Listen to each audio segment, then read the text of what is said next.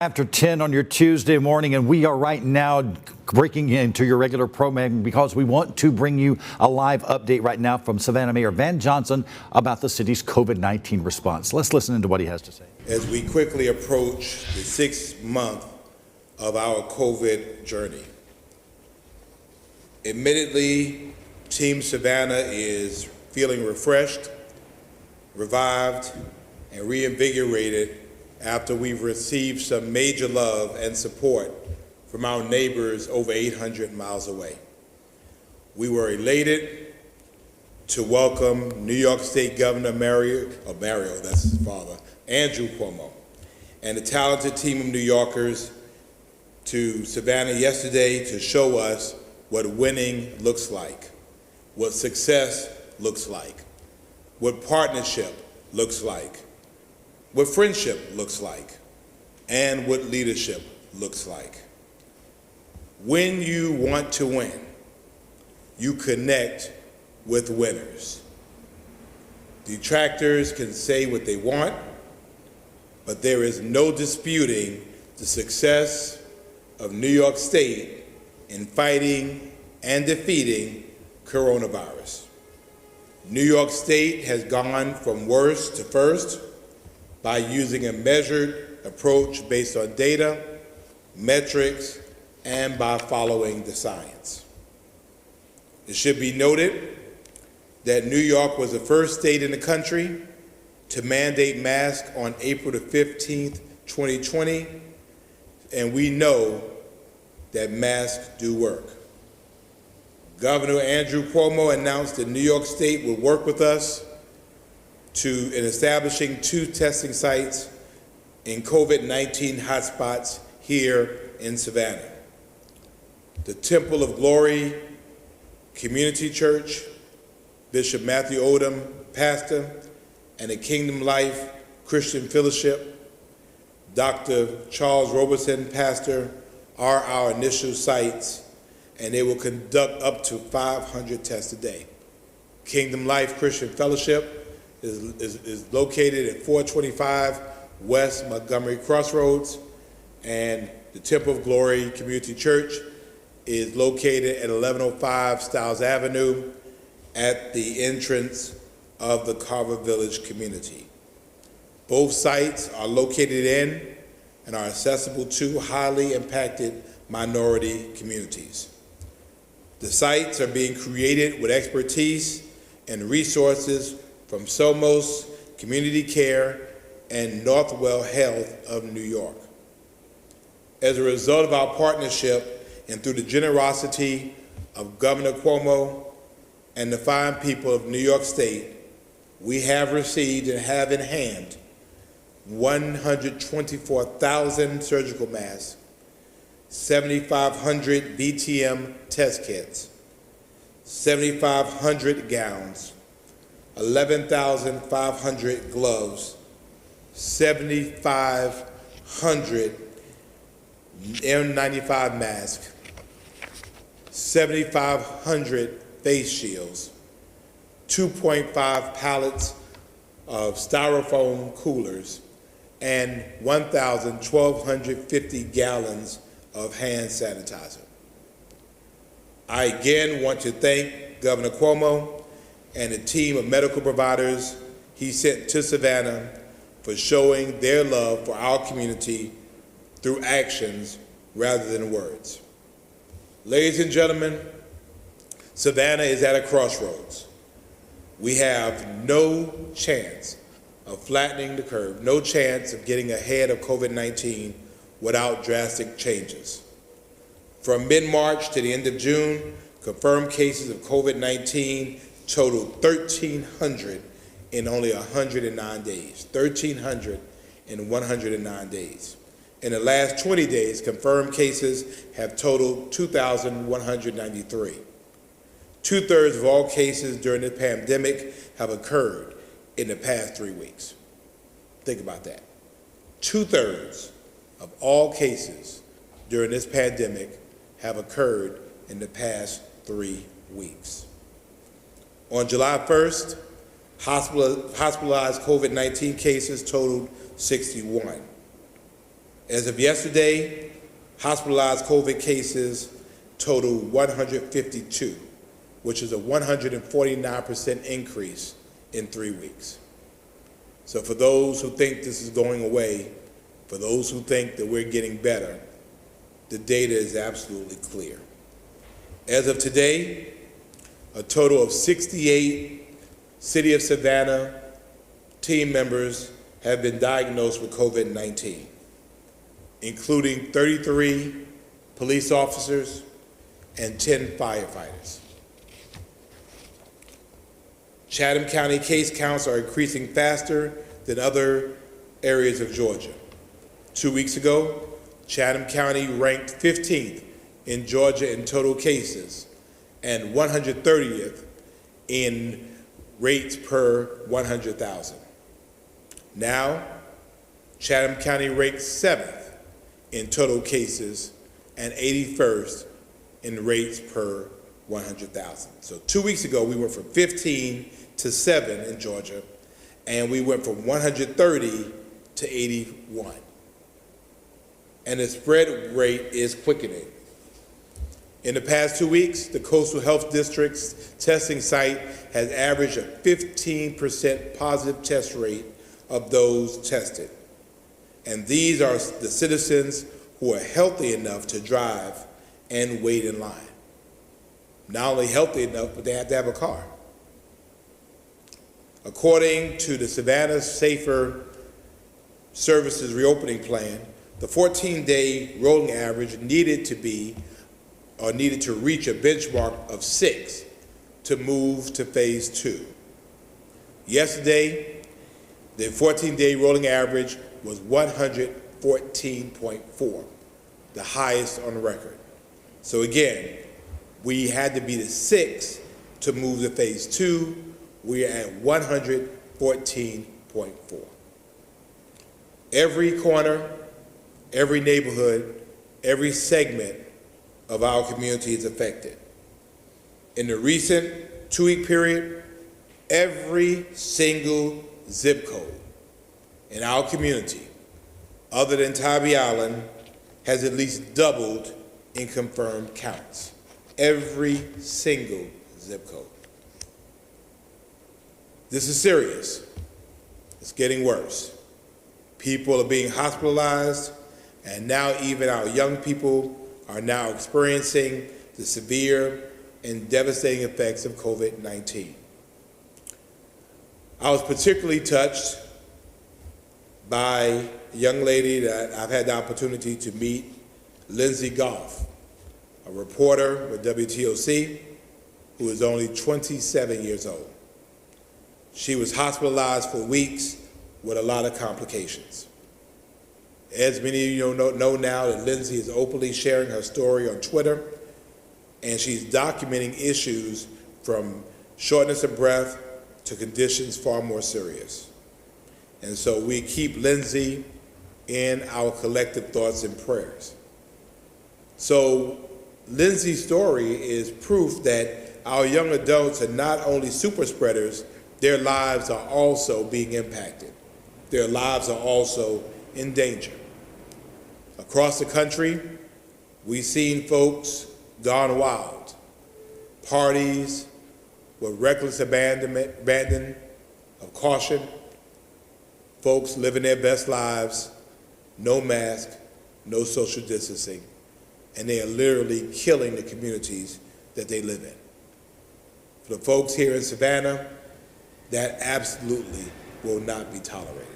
And we need to make that clear. Absolutely will not be tolerated.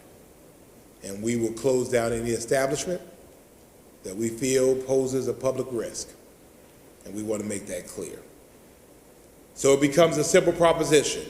If you want this to end at some point, you wear a mask. If you don't want it to end or you don't care, then don't be surprised at the result that you end up with. Let me also make something else absolutely clear.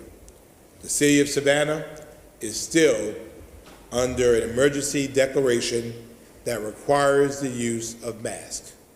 And we will be under that declaration until further notice.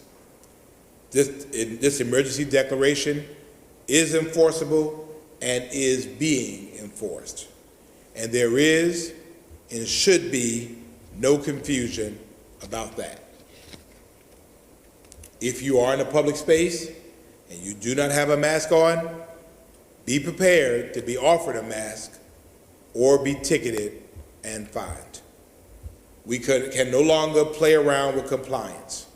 Our city must stand together, we must collectively follow guidelines, and we must together beat back COVID-19. It's been said by the CDC that if everyone wore masks from 4 to 6 weeks, we would make a significant dent in our fight against COVID-19. And we know that cities and states that have had mask mandates, they have been able to stop the spread. That's when you're able to catch up. Also, we're pleased to announce that there is a vaccine study for COVID-19 being conducted by Meridian. If you want to participate in that, you can do so by calling 912-623-2240, 912-623-2240. If you're eligible, you may receive compensation for your participation. Space in the study is limited, so again, the number is 912-623-2240. In other news, our numbers for census participation is slowly, and I say slowly, creeping up, but not creeping up fast enough. Strangely enough, our COVID numbers are faster than our census numbers. That has to change. I need you, I need your families, I need our friends. We need Savannah to stand strong. We need everyone to be counted. If we want the resources from the federal government that we're going to need, we need you to go to my2020census.gov and fill yours out today, my2020census.gov. Again, if you get tired of me talking about it, then shut me up by going to my2020census.gov and making sure you're counted. Also, early voting started yesterday, and again, we know of the problems we had with our voting process. I'm encouraging people to please vote early. Please vote absentee, but get it done. Do not wait until Election Day to put yourself in a situation like we experienced a couple of weeks ago. It makes no sense, particularly when you have the means to be able to do it early, you have the means to do it absentee. So again, we're strongly encouraging people, I'm filling out mine today, to make sure that they're counted. There are very important seats that must be filled, and we need to make sure that the will of the people who vote are adequately reflected. So we're asking you, please, to go ahead and vote, and there are a variety of ways you can do that. And finally, we ask that you join us on this Thursday at 10 o'clock a.m. as we have another edition this week to Savannah's ever-expanding table. I'm excited about that because we are doing what we said we were going to do. And the COVID situation has allowed us the time and the focus to be able to have these crucial and courageous conversations for us to get people engaged and involved and for us to expand this table. So on this Thursday at 10 o'clock a.m., we will officially launch Savannah's Racial Equity and Leadership Task Force. And again, I'm elated and honored that former Mayor Dr. Otis Johnson, a noted social scientist, will be assisting us in leading this effort. So that's Thursday at 10 o'clock a.m. So that ends my prepared remarks, and I will be willing to entertain any questions you may have.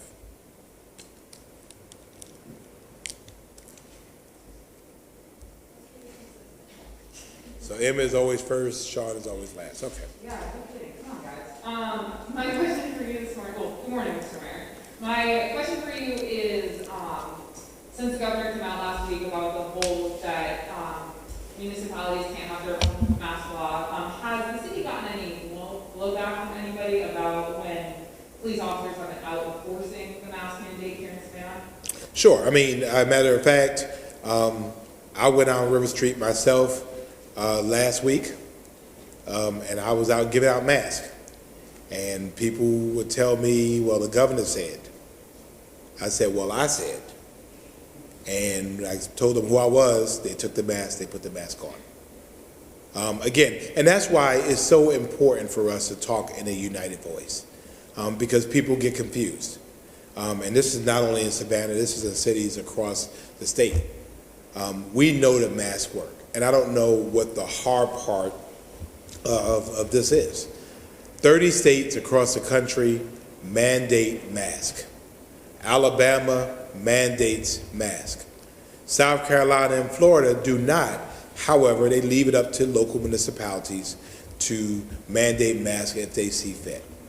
Georgia is the only state in the union that has specifically said that cities cannot mandate masks. In my opinion, in our legal opinion, in the opinion of cities across the state, we feel that's overreach. We feel the governor does not have legal standing in this area, and so therefore we press on with our emergency declaration. Thank you. Good morning, ma'am.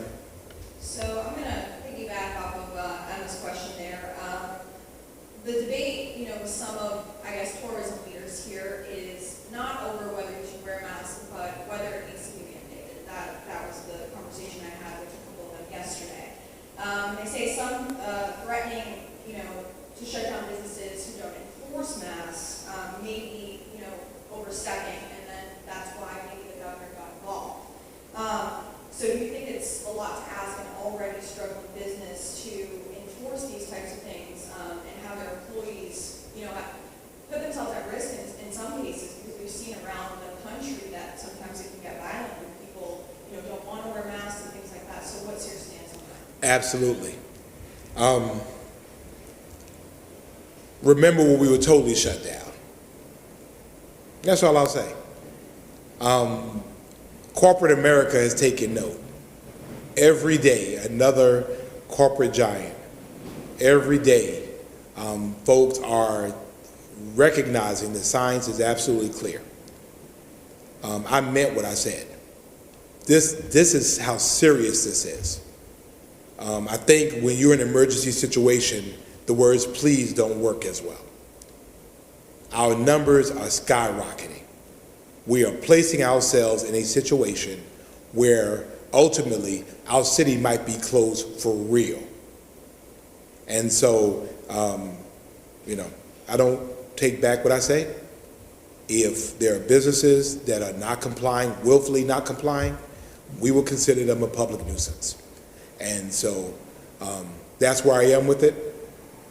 And I don't make any apologies for protecting Savannah and their citizens. Every single day, I'm getting phone calls, emails, messages, people coming up to me that work in local businesses that are scared to death.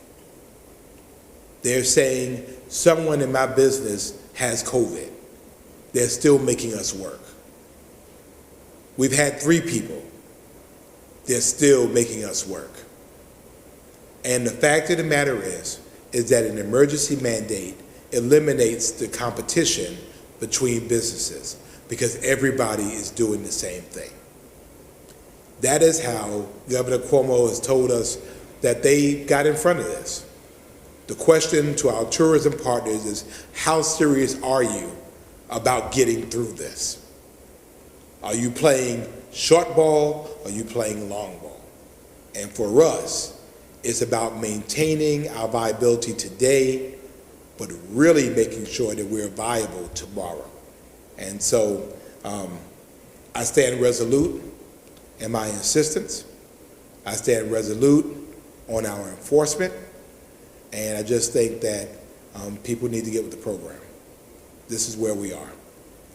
We are worse now than we were when we had the emergency shutdown. And I don't think people understand that. When you look at our numbers today, really the emergency shutdown, the stay-at-home orders should be now, based on, if you just look at the data, because we're worse now than we were then. And I just hope that our businesses, and I've heard from many businesses thanking us for this, and I'm just hoping, and I've heard from many of our tourism partners, I'm just hoping people understand that this is serious, and again, this is where we are. This is a fight for Savannah's future, and I'm all in, and I expect and hope they'll be all in too. And one more question that's a little off topic from COVID-19. Obviously we have officers out here enforcing the mask ordinance and things like that. And I don't know if there's real thin or what. But yesterday I was walking downtown after Governor Cuomo came and everything like that, and there was horse and buggies that were out, carrying people around.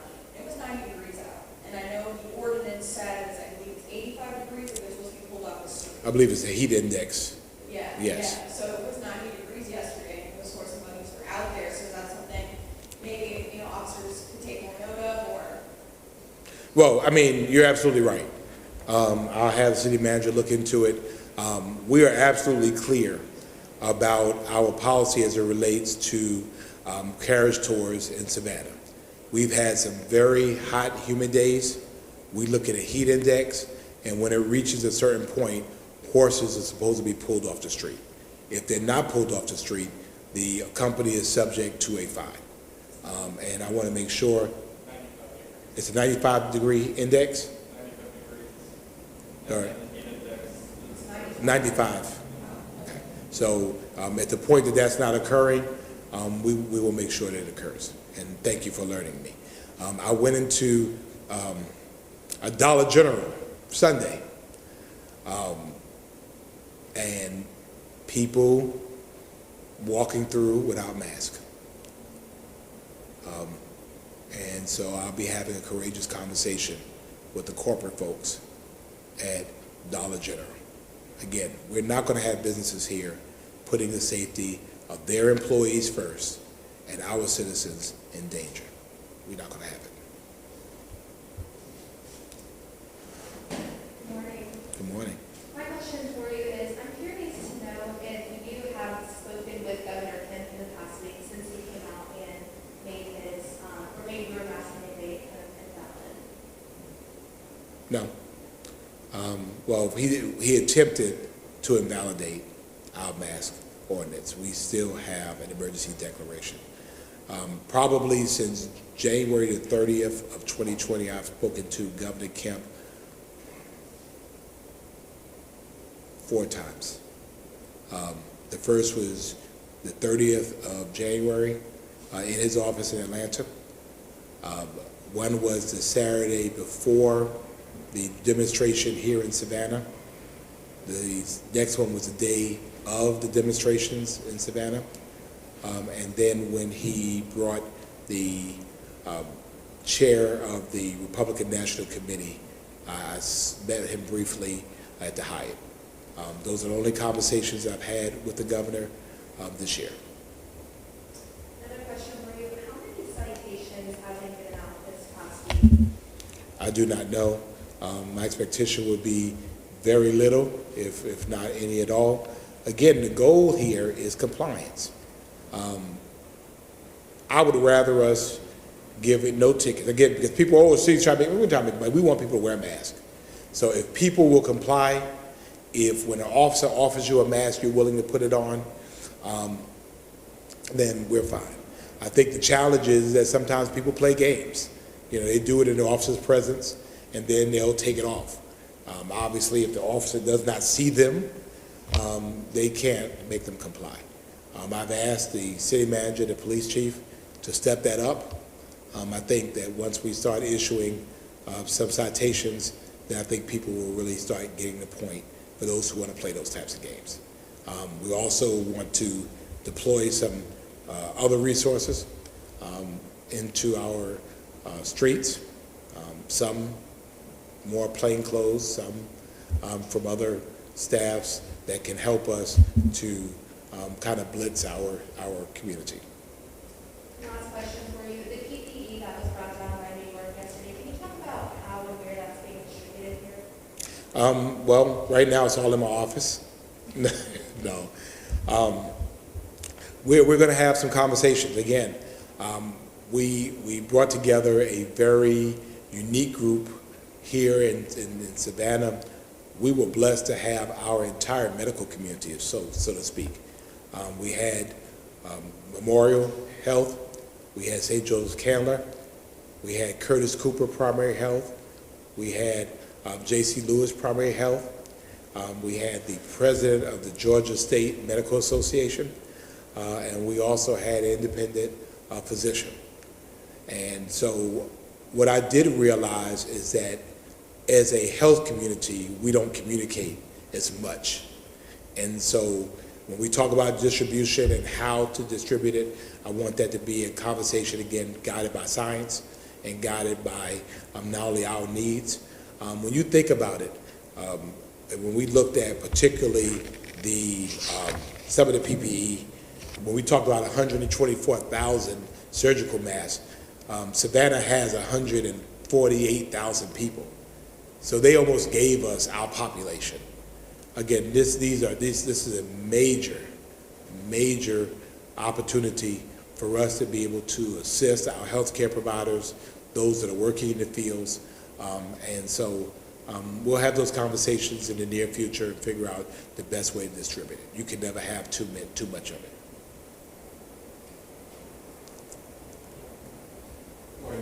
Good morning, sir. Looking at the testing sites, I know the city put out a Facebook page this morning, some of the stipulations, folks wanting to take advantage of those, the 2 new testing sites here in town, it's by appointment, correct? Correct. Okay. And you said they're identified in hotspots. Is that based on the data by area zip code? Partially. There were two considerations. One was we wanted to make sure, and again, we've had these tests occurring in the community already, but we want to really make it more data-driven. So these are really test runs for us. We wanted houses of faith that were located in or around communities. They had to have the space to be able to bring people in. This is not being done outside as many folks, we're bringing people inside. And so once we're able to do these tests, check them out, see how it goes, it creates an opportunity for us now to be able to use these experiences to create other sites around the city.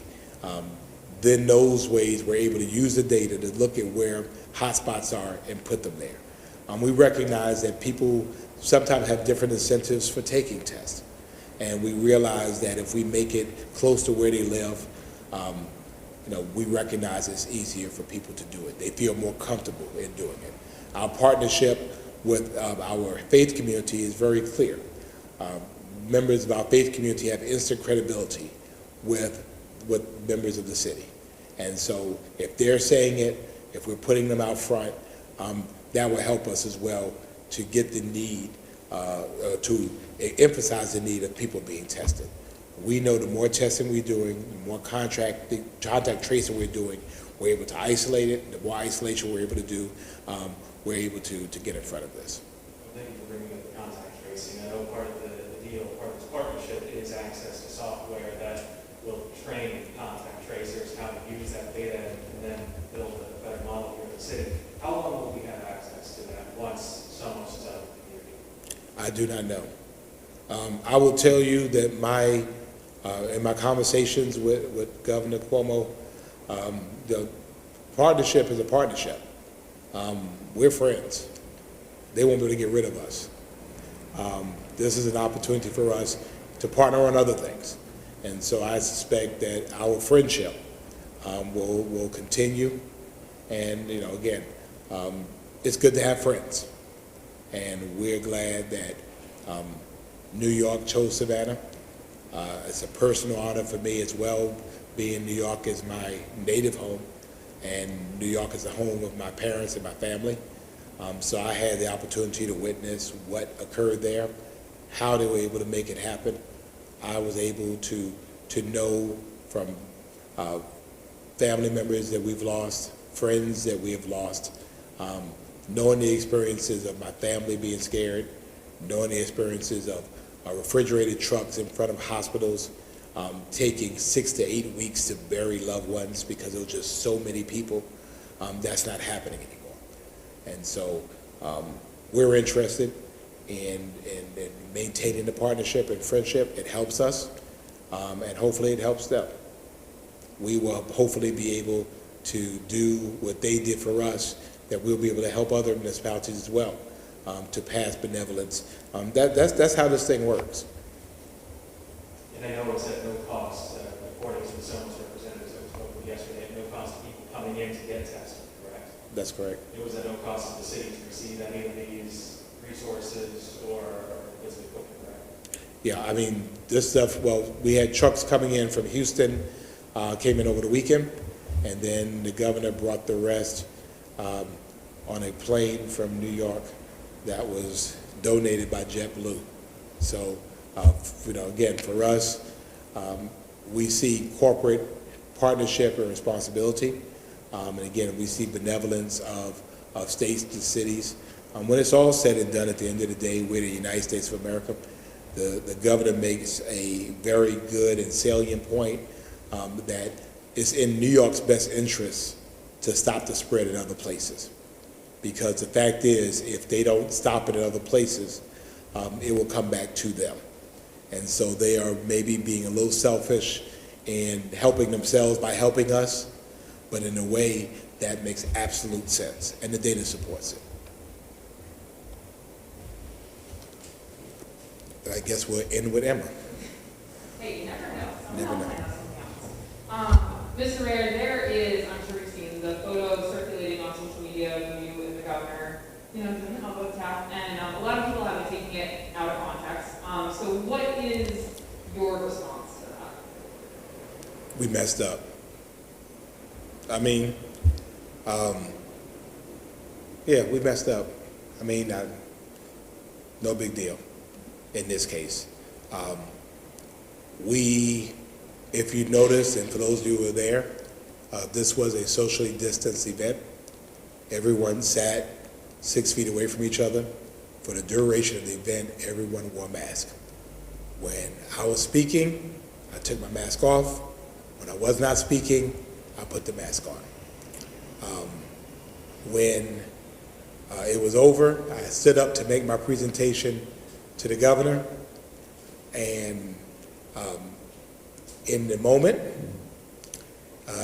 gave our presentations, then he gave a presentation, and then the infamous bump occurred without me realizing that my mask was on the table, and where he did not realize his mask was on the table. So we're human. We made a mistake.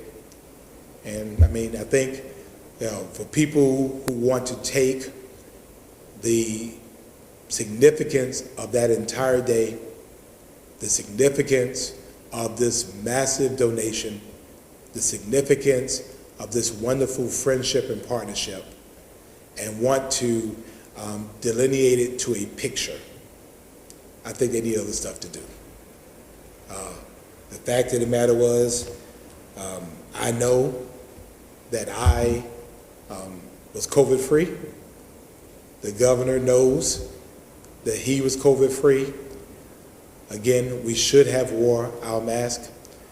And you know what the interesting thing about it is? It leads back. Somebody told me last night that I should have been fined. But they don't understand. Well, first of all, the person lived in Guyton, but anyway. But the point of the matter is this. In Savannah, we want people to comply. If someone did not have on their mask on the streets of Savannah, we would ask them to put on their mask. We don't fine people immediately for it, because we recognize that this is a game changer. You're changing customs, you're changing practices. And in the heat of the moment, we forgot. Sue us for being human. The moment I recognized it was not on, I went back and did what I should have done in the first place. I put my mask back on. And guess what the governor did? He put his mask back on. And so I'm not majoring in minor things. Yesterday was a great day for our city.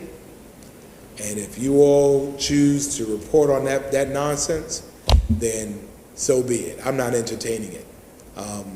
You know, we're good in Savannah. And I'm sorry I didn't wear my mask. I'll do better next time. Thank you.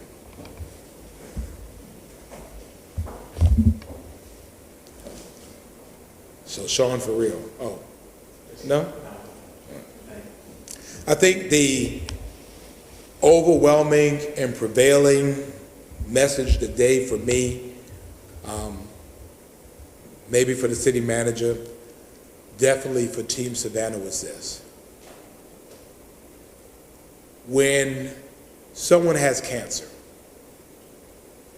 you want to show them survivors because it shows them an expectation and a belief of what they will be.